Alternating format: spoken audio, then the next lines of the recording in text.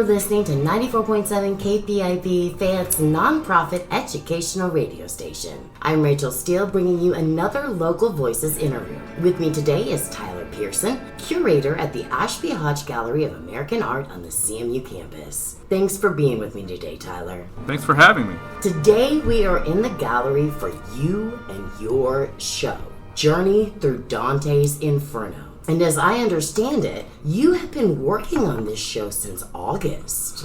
Yes, so I started this particular show, these 32 images, in August, and then I finished them in December. The Dante's Inferno project actually started a little earlier, though.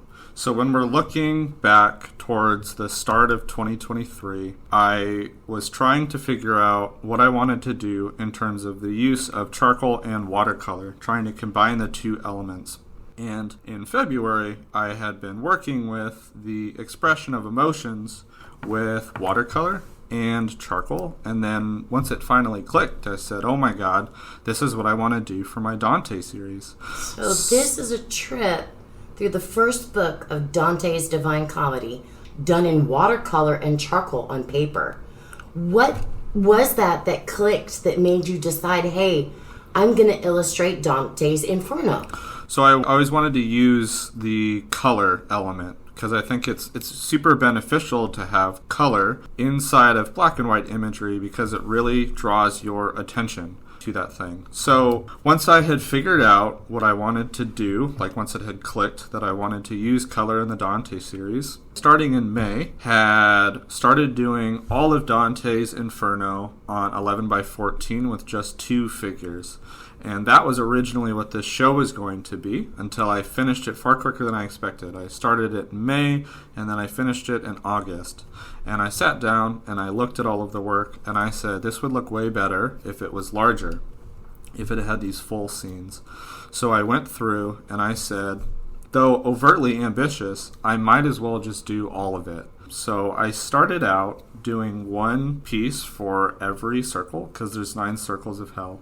And then I finished that, and I said, oh, okay, that went quicker than I expected.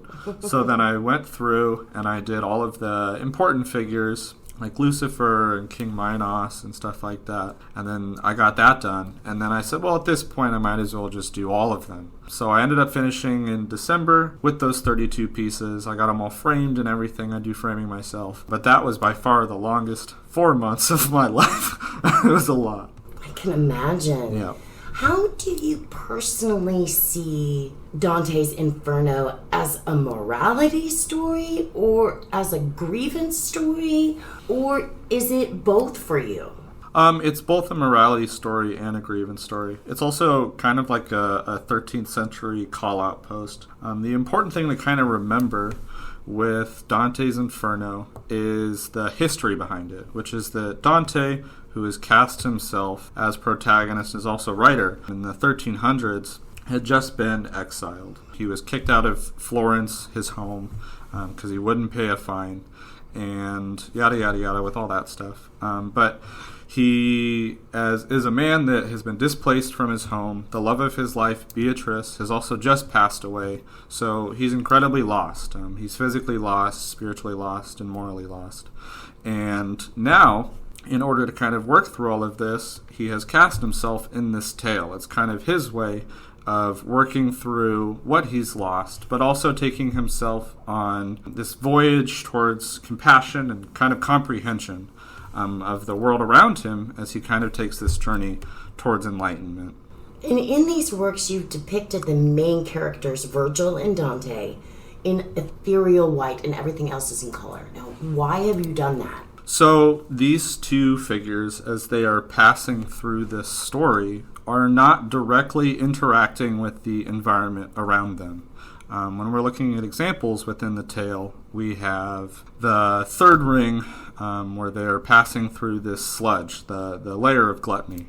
They themselves are not being rained upon. It's simply them passing through.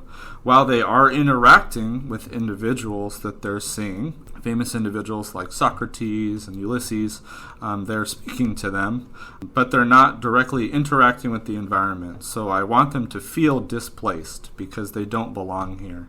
And how do you hope people will see Dante's Inferno interpreted through these works of art that you've created? So Dante's Inferno is a pretty difficult text, especially to read, to get into. So my hope is that this can be an educational experience, and that at the first and foremost that it's approachable. I've gone through and written out all of the information about every circle. There's blippets about different important things like how does he interpret and approach immortality, how does divine judgment factor in, stuff like this. So I want it to be very educational. My love for Dante's Inferno actually started on that educational side of life. 12th grade humanities, my teacher at the time, had us go through and read Dante, and at the end of the unit we got to do one of two things, which was we either wrote a paper or we did a drawing from the text. And look at me, I'm obviously going to draw a picture. Obviously. Yeah, exactly.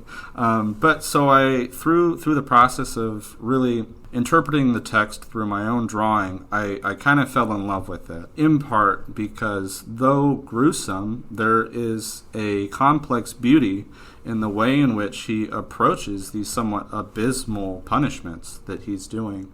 But I knew that I wouldn't be able to, at that time, do an entire series. So I did. That's why I put it on the back burner for over a decade until I had gotten to that place where I could utilize color, and then last year everything really clicked together, and I figured out what I wanted to do. But to answer the question that we asked probably 5 minutes ago, is I just want it to be approachable so that people can kind of fall in love with the text in the same way that I fell in love with it when I first kind of read through it and then illustrated it. Do you intend to continue with your study of Dante and illustrate the rest of the Divine Comedy? So it's certainly something that's on the horizon. It's not something that I have planned at the moment, only because I'm a little Dante'd out. 4 months of intense creating of all of that imagery and those illustrations. It's a rather heavy topic. It was funny. My studio is in the basement of my house, and as I would walk downstairs, I kind of felt like I was like descending into hell.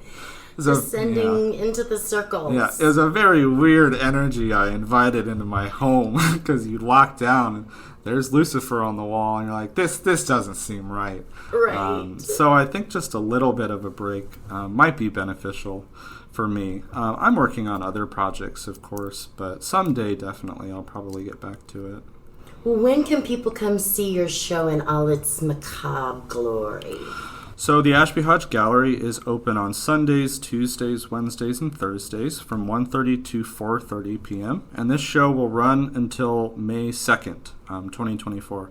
However, if you do have groups that you'd like to bring through, or if you just like a personal tour as well, we do tours by appointment. So just reaching out to me via email, that can be found on our website or Facebook. Thank you so much for taking the time to speak with us today, Tyler. Of course. Thanks so much for having me.